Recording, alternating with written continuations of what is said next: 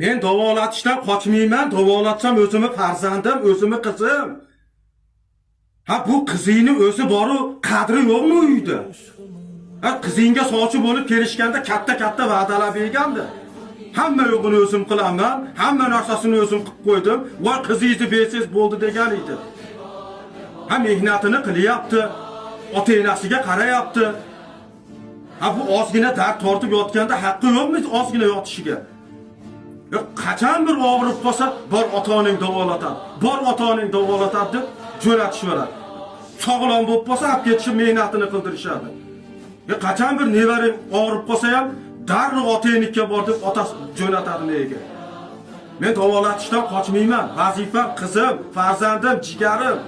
Kuyoving ham sal mas'uliyatni his qilsinmi?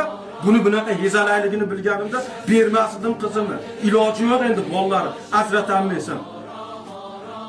Erkak kishini zimmasida bo'ladi, ayolini, farzandini mas'uliyati. Ha mas'uliyatni sal his qilish kerak edi. U ham sal og'rib qolsa, otasinikiga jo'natib olmasdi. Xudoyga qo'shib qo'yaman, yuraverasan Xudoy bilan.